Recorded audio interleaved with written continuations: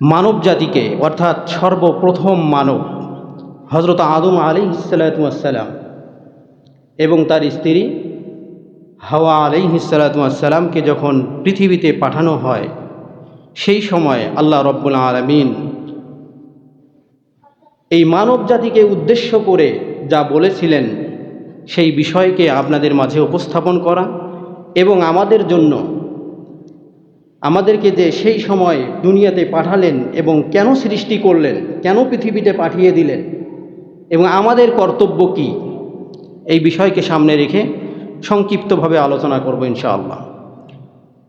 সর্বপ্রথম মানব জাতি হযরত আদম আলাইহিসসালাম এবং হাওয়া আলাইহিসসালামকে যখন পৃথিবীতে পাঠানো হয়, সে সময় আমার আল্লাহ রব্বুল আলামিন কুরআনুল কারীমে বর্ণনা করলেন, কুল্লু বিতু মিনহা জামিআ ফাইম্মা ইয়াতিয়ান্নাকুম মিন্নি হুদান ফামান তাবিআ হুদায়া ফালা খাউফুন আলাইহিম ওয়ালা হুম ইয়াহজানুন।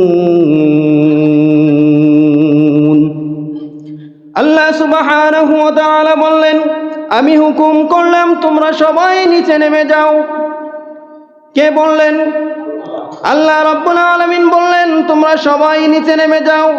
আল্লাহ রাব্বুল আলামিন কেন সবাই বললেন? দুজন ব্যক্তি, সেখানে সবাইকে বলার উদ্দেশ্য কি? আল্লাহ রাব্বুল আলামিন সাথে শয়তানও আছে। কে আছে? শয়তান আছে, যার কারণে আল্লাহ রাব্বুল আলামিন বলছেন যে তোমরা সবাই নিচে নেমে যাও। অর্থাৎ হযরত আদম আলাইহিসসালাম এবং হাওয়া আলাইহিসসালামকে দুনিয়ায় পাঠানোর সময় শয়তানকেও কি করছেন? দুনিয়ায় পাঠিয়েছেন। এজন্য আল্লাহ রাব্বুল আলামিন বললেন, আমি হুকুম করলাম তোমরা সবাই নিচে নেমে যাও।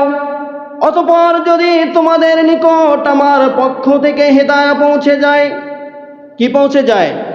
হেদায়া, পথ প্রদর্শক। আল্লাহ রাব্বুল আলামিন বললেন, আমার পক্ষ থেকে তোমাদের কাছে যদি হেদায়েত পৌঁছে যায়, সেই হেদায়েত অনুসরণ করে যারা চলবে তাদের কোনো ভয় থাকবে না, তাদের কোনো ভয় থাকবে না, তারা কখনো চিন্তাগ্রস্ত হবে না। এই আয়াতে মানব জাতিকে পৃথিবীতে পাঠানো এবং আল্লাহ রাব্বুল আলামিনের হেদায়াত পথ প্রদর্শন অনুসরণ করার ব্যাপারে আল্লাহ রাব্বুল আলামিন এই আয়াতটি নাজিল করেছেন এবং আল্লাহ রাব্বুল আলামিন প্রতিশ্রুতি দিয়েছিলেন মানব জাতির নিকট পাঠাবেন কি? হেদায়াত।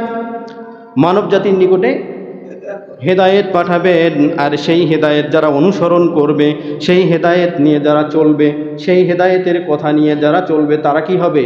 সফলকামদের অন্তর্ভুক্ত হবেন। আল্লাহ রাব্বুল আলামিন শুধু কি আদম আলাইহিস সালাম এবং মা হাওয়া আলাইহিসসালামের সময় আমাদের জন্য হেদায়েত পাঠিয়েছেন, নাকি যুগে যুগে যত রাসূল এসেছেন সমস্ত রাসূলদের মাধ্যমে হেদায়েত পাঠিয়েছেন? যুগে যুগে যত রাসূল দুনিয়াতে পাঠিয়েছেন সমস্ত রাসূলদের মাধ্যমে কি করছেন? আমাদের জন্য হেদায়েত পাঠিয়েছেন। এখন আমাদের কাজ কি? সেই হেদায়েত কি গ্রহণ করা। এখন সেই হেদায়েতকে আমরা মুখে যদি বলি যে আমরা ঈমান এনেছি, আমরা আল্লাহ রাব্বুল আলামিনকে বিশ্বাস করি, আমরা সালাতকে বিশ্বাস করি, আমরা কিয়ামত দিবসকে বিশ্বাস করি, আমরা আখিরাত দিবসকে বিশ্বাস করি, কিন্তু কি যদি মুমিন না হই, ঈমান না নিয়ে আসি, তাহলে হবে? সেই হেদায়েত গ্রহণ করা হবে?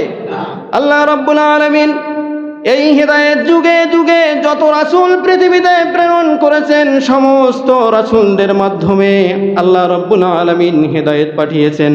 কুরআনুল কারীমে আল্লাহ সুবহানাহু ওয়া তাআলা বললেন, ওয়ালাকাদ বা'আসনা ফি কুল্লি উম্মাতিন রাসূলান আন ইউবুদুল্লাহা ওয়াজতানিবুত তাগুত।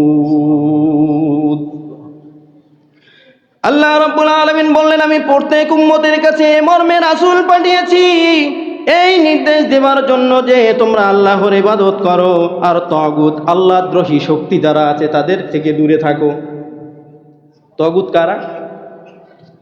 বলেন, আজকে মসজিদে যারা আছেন সংক্ষিপ্ত আলোচনায় আপনাদেরকে জিজ্ঞাসা করব, তাগুত কি? তাগুত কি বলেন, একজন ব্যক্তি বলবেন তাগুত কারা? মাশাআল্লাহ, যারা ইসলাম মানে না, যারা ইসলামের কথা বলতে, যারা ইসলামের কথা বলে তাদের কণ্ঠস্বর রুদ্ধ করে এবং ইসলামের বিপরীত আইন বাস্তবায়ন করে মানুষের কাছে চাপিয়ে দেয়, তারাই হচ্ছে কি তাগুত। যারা আল্লাহর আইন মানে না, বর্জন করে। উদাহরণ যদি আপনাদেরকে দেই, এই রাষ্ট্রের বিপক্ষে যদি কথা বলি, এই রাষ্ট্রের বিপক্ষে যদি কথা চলে যায়, তাহলে রাষ্ট্র আমাকে রাষ্ট্রদ্রোহী বানাবে কিনা? এই রাষ্ট্র আমাকে জেল দিবে, জুলুম দেবে, এমনকি হত্যা করার জন্য পরিকল্পনা করবে, কারণ আমার একটা অন্যায়, আমি এই রাষ্ট্রের বিরুদ্ধে কথা বলেছি। কথা বলেন ঠিক না বেঠিক? রাষ্ট্রের বিরুদ্ধে কথা বলার কারণে আমি যদি রাষ্ট্রদ্রোহী হই, তাহলে যারা আল্লাহর বিরুদ্ধে কথা বলে তারা কি দ্রোহী? তারা আল্লাহ দ্রোহী। তাহলে এই দুনিয়াতে আল্লাহ দ্রোহী হওয়া ভালো না দেশদ্রোহী হওয়া ভালো? দেশদ্রোহী হওয়া ভালো। আল্লাহ রাব্বুল আলামিন মদকে কি করেছেন? এখন এই সমস্ত নেতারা যদি মদকে হারাম করে, তাহলে বড় বড় বোতল খাওয়া হবে না, এই জন্য তারা ডিরেক্টলি বলে আমরা শরিয়া আইন চাই না, আমরা শরিয়া আইন চাই না। বুঝতে পারছেন তাগুত কারা? আমরা যখন একামতে দিনের দাওয়াত নিয়ে মানুষের কাছে যাই, তখন আমাদেরকে হয়রানি করে। আমরা যখন বলি আল্লাহর জমিন চলবে আল্লাহর আইন দিয়ে, আপনি যখন পারিবারিক জীবনে ইসলাম গ্রহণ করেছেন, পারিবারিক জীবন যখন ইসলাম দিয়ে সাজিয়েছেন, আমরা যখন আপনার কাছে গিয়ে বললাম আপনার সামাজিক জীবনটা, রাষ্ট্রীয় জীবনটাও কোরআন দিয়ে পরিচালনাটা হোক, তখন আপনি বলতেছেন হুজুর এই দেশটা আফগানিস্তান বানাতে চায়। ঠিক কিনা? এরাই হচ্ছে কি আল্লাহদ্রোহী, তাগুত। খুঁজে পেয়েছেন? যারা আল্লাহর আইনের বিপরীত আইন তৈরি করে মানুষের কাছে সেই আইন চাপিয়ে দেয় এবং সেই আইন মানার জন্য বাধ্য করে, তারাই হচ্ছে কি তাগুত। এই তাগুতকে কি করতে হবে? করতে পারছি? তাহলে এখানে তো আল্লাহ রাব্বুল আলামিন বললেন আমি প্রত্যেক যুগে যুগে সকল উম্মতের কাছে যত নবী রাসূল পাঠিয়েছি একটি বাক্য নিয়ে, তোমরা আল্লাহ রাব্বুল আলামিনের ইবাদত করো এবং তাগুতকে অস্বীকার করো, বর্জন করো। আমরা করতে পারছি? এখন আপনি যদি তাগুতকে বর্জন না করতে পারেন, আর যদি আপনি বলেন আপনার চেয়ে আমার ঈমান অনেক ভালো, অনেক বেশি, অনেক ভালো আছে, তাহলে কি ঈমান পরিপূর্ণ হবে? এই ঈমান হবে ওই রকম وَمِنَ النَّاسِ مَن يَقُولُ آمَنَّا بِاللَّهِ وَبِالْيَوْمِ الْآخِرِ وَمَا هُمْ بِمُؤْمِنِينَ।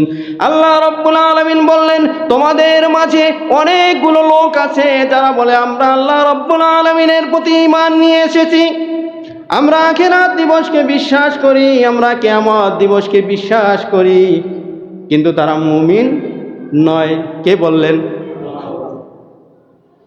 প্রমাণ দিছে আল্লাহ, পেয়ে গেছেন। যে সমস্ত মানুষ বলবে যে আমরা আল্লাহর জমিনে আল্লাহর আইন চাই না, এই জমিনে আপনার থাকারও অধিকার নাই, কারণ এই জমিনে তো আপনার না। যার জমিনে আপনি বসবাস করেন তার সঙ্গে যদি আপনি বিদ্রোহ ঘোষণা করেন, তাকে নিয়েই যদি আপনি বিদ্রোহ করেন, তাহলে আপনার থাকার অধিকার আছে? আপনি আপনার নিজের দিকে তাকান না, আপনি আপনার রবকে খুঁজে পাবেন, পাবো কি না? যদিও সংক্ষিপ্ত সময়ে এই আয়াতে আল্লাহ সুবহানাহু ওয়া তাআলা জানিয়ে দিয়েছেন সমস্ত নবী রাসূলের মূল আহ্বান ছিল একটাই, আল্লাহ রাব্বুল আলামিনের ইবাদত করা এবং তাগুতকে বর্জন করা। শুধু কি তাই? আল্লাহ রাব্বুল আলামিন আমাদেরকে কোনো উদ্দেশ্য ছাড়া সৃষ্টি করেননি, উদ্দেশ্য নিয়েই পৃথিবীতে পাঠিয়েছেন এবং সুনির্দিষ্ট কি উদ্দেশ্য আল্লাহ রাব্বুল আলামিনের। আল্লাহ রাব্বুল আলামিন বললেন আফাহাসিবতুম আন্নামা খলাকনাকুম আবাসাও ওয়া আন্নাকুম ইলাইনা লা তুরজাউন। তোমরা কি মনে করো যে আমি তোমাদেরকে অনর্থক সৃষ্টি করেছি? তোমরা কি মনে করো যে আমি তোমাদেরকে কোনো উদ্দেশ্য ছাড়া সৃষ্টি করেছি? তোমরা কি মনে করো যে আমার কাছে আরো তোমাদেরকে কখনো ফিরে আসতে হবে না? মনে করেন কিনা আপনারা? আল্লাহর কাছে ফিরে না যাওয়া ছাড়া দুনিয়ায় আর কোথাও জায়গা আছে যে আপনি যেখানে যা লুকাবেন? তাহলে আল্লাহ দ্রোহী হয়ে এই দুনিয়ায় লুকিয়ে থাকার কোনো জায়গা নাই। এজন্য আল্লাহ রাব্বুল আলামিন সুনির্দিষ্ট উদ্দেশ্য নিয়ে মানব জাতিকে সৃষ্টি করেছেন এবং দুনিয়ায় পাঠিয়ে দেওয়ার পর তাদের মাঝে হেদায়েত দিয়েছেন।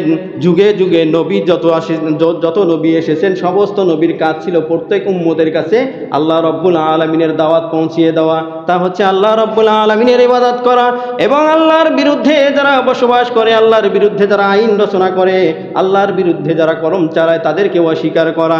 এজন্য আল্লাহ রাব্বুল আলামিন মানব জাতিকে যখন পৃথিবীতে পাঠালেন একটি উদ্দেশ্য নিয়েই পাঠিয়েছেন, তা হচ্ছে ওমা খালাকুতুল জিন্না ওয়াল ইনসা ইল্লা লিয়াবুদুন। কি উদ্দেশ্য? কি আল্লাহ রাব্বুল আলামিন কি বললেন? ওমা খালাকুতুল জিন্না ওয়াল ইনসা ইল্লা লিয়াবুদুন, আমি জিন এবং মানব জাতিকে সৃষ্টি করেছি একমাত্র আমার ইবাদত করার জন্য। অন্য কারো ইবাদত করা যাবে? কোথাও আছে? কেউ রেফারেন্স দিতে পারবে? আল্লাহর ইবাদত ছাড়া আপনি অন্য কারো ইবাদত করতে পারবেন? কিন্তু আমাদের দেশে করা হয়। আমাদের দেশে আবার অনেকগুলো মুসলিম আছে, তারা বলে আমরা খাঁটি মুসলিম, কিন্তু তারা আসলে মুসলিম নয়, তারা হবে খাঁটি মুশরিক। কেন বললাম? আমরা এক আল্লাহ রাব্বুল আলামিনের উপর যেমন আস্থা রাখি, এক আল্লাহ রাব্বুল আলামিনকে যেমন বিশ্বাস করি, এক আল্লাহ রাব্বুল আলামিনের উপর মাথা নত করি, আল্লাহ রাব্বুল আলামিনের উপর আস্থা নিয়ে বিশ্বাস নিয়ে জ্যোতিষীর কাছে গিয়ে রত্ন পাথর এবং অষ্টধাতুর আংটিও ব্যবহার করি। ঠিক না? ঠিক। তাহলে আল্লাহ রাব্বুল আলামিনের উপর আমাদের বিশ্বাস কতটুকু বোঝা যায়? আমরা মসজিদে এসেছি সালাত আদায় করার জন্য, আল্লাহ রাব্বুল আলামিনের নিকট মাথা নত করার জন্য। ঠিক মসজিদ থেকে বাইর হয়ে যাওয়ার পর আমরা মাজারে গিয়েও মাথা নত করি। করি কিনা? করি কিনা? তা আল্লাহ রাব্বুল আলামিনকে আমাদেরকে অন্য জায়গায় মাথা নত করার কথা বলছেন? অন্য কারো ইবাদত করার কথা বলছেন? গাছ পূজা, মাছ পূজা, মাজার পূজা এগুলো করতে বলছেন? বলছেন? এই জন্য আল্লাহ রাব্বুল আলামিন আমাদেরকে সৃষ্টি করেছেন শুধুমাত্র তার আনুগত্য ও দাসত্ব করার জন্য। আর আল্লাহ রাব্বুল আলামিনকে আমরা যদি চিনতে না পারি তাহলে তার আনুগত্য আমরা করতে পারবো না। উদাহরণ দেব। উদাহরণ হচ্ছে একটি কারখানায় 10,000 শ্রমিক, 10,000 শ্রমিকের মধ্যে হঠাৎ একটি মানুষ প্রবেশ করে তাদের মধ্যে বিভিন্ন আইন কানুনের কথা বলতেছে, কিন্তু কোনো শ্রমিক তাকে চেনে না। না চেনার কারণে কোনো শ্রমিক তার কোনো কথা কর্ণপাত করতেছে না। এমন কি শ্রমিকরা বলতেছে এই লোক পাগল হয়ে গেছে, তার কি কথা বলতেছে আমরা তার কোনো আইনের কথা মানব না, তার কোনো কথা আমরা শুনবো না। কারণ হচ্ছে ওই শ্রমিকরা জানে না ওই ব্যক্তিকে, ওই ব্যক্তিকে না চেনার কারণে ওই ব্যক্তির কোনো কথা তাদের কাছে গ্রহণযোগ্য নয়। হঠাৎ করে একজন কর্মচারী এসে সমস্ত শ্রমিকদেরকে থামিয়ে বললেন, ইনি হচ্ছেন আমাদের এই কারখানার মালিক, ইনি হচ্ছেন আমাদের এই কারখানার মালিক। তখন সমস্ত কর্মচারীর মধ্যে সব কিছু নিমিষের মধ্যেই পাল্টে গেল। কি হয়ে গেল? সব কিছু নিমিষের মধ্যেই পাল্টে গেল। এখন ওই ব্যক্তি যা বলে তাই আইন হিসেবে পাশ হয়ে যায়, যা আদেশ করে তা বাস্তবায়ন করা হয়, যা নিষেধ করে তা কার্যকর করা হয়। কারণ হচ্ছে ওই কর্মচারীরা সকলেই জানে ইনি আমাদের কি মালিক। তা সেরকম আল্লাহ রাব্বুল আলামিনের অস্তিত্বকে স্বীকার করা, আল্লাহ রাব্বুল আলামিনকে না চেনা, আল্লাহ রাব্বুল আলামিন সম্পর্কে জ্ঞান অর্জন না করা পর্যন্ত আপনার আনুগত্য পরিপূর্ণ কখনোই হবে না। আলোচনা যদিও খুবই অল্প সময়, আর যে বিষয়টি আলোচনা নির্ধারণ করা এই বিষয়ে আল্লাহ রাব্বুল আলামিনকে চেনা, আল্লাহ রাব্বুল আলামিনকে জানা। আল্লাহ রাব্বুল আলামিনকে না চিনে আপনি যদি ইবাদত করেন তাহলে আমাদের কিন্তু ইবাদত পরিপূর্ণ হবে না। অর্থাৎ আমাদের ঈমানটাই কি পরিপূর্ণ হবে না। আমাদের মুখের কথা হবে আমরা আল্লাহ রাব্বুল আলামিনকে মানি, আমরা কিয়ামত দিবসকে মানি, আমরা আখিরাত দিবসকে মানি, কিন্তু আসলেই আমরা মুমিন হইতে পারবো না, আমরা মুনাফিকদের অন্তর্ভুক্ত হয়ে যাব। আলোচনা দীর্ঘ না করে যে কথাটুকু আমরা শুনলাম অর্থাৎ আল্লাহ রব্বুল আলামিন আমাদেরকে সৃষ্টি করেছেন উদ্দেশ্য নিয়ে, অর্থাৎ সুনির্দিষ্ট উদ্দেশ্য ছাড়া আল্লাহ রব্বুল আলামিন আমাদেরকে কি করেন নাই, সৃষ্টি করে নাই। এখন আল্লাহ রব্বুল আলামিন যে উদ্দেশ্য নিয়ে আমাদেরকে সৃষ্টি করছেন তা হচ্ছে শুধুমাত্র তার দাসত্ব করা, তার গোলামি করা, তার ইবাদত করা। এখন আমাদের কর্তব্য কি? সেই আল্লাহ রব্বুল আলামিন সম্পর্কে জ্ঞান অর্জন করা, সেই আল্লাহ রব্বুল আলামিন সম্পর্কে জ্ঞান অর্জন করা। যদি আল্লাহ রব্বুল আলামিন সম্পর্কে আমরা জ্ঞান অর্জন না করি, আল্লাহ রব্বুল আলামিন সম্পর্কে আমরা যদি না জানি, আল্লাহ রব্বুল আলামিনের অস্তিত্ব সম্পর্কে যদি না জানি, আল্লাহ রব্বুল আলামিনের সৃষ্টি সম্পর্কে যদি আমরা না জানি, আল্লাহ রব্বুল আলামিনের ইবাদত সম্পর্কে যদি না জানি, তাহলে আমাদের ইবাদত পরিপূর্ণ হবে না। আল্লাহ রব্বুল আলামিন আমাদেরকে শুধু ইমানের দাবি নয়, ইমানের দাবির সঙ্গে সঙ্গে আল্লাহ রব্বুল আলামিনকে চেনা এবং জানা এবং এই বিষয়ে ইলম অর্জন করার মতো তৌফিক দান করুন। সবাই বলে আমিন। ওয়া আখিরু দাওয়াহুম আলহামদুলিল্লাহি রাব্বিল আলামিন।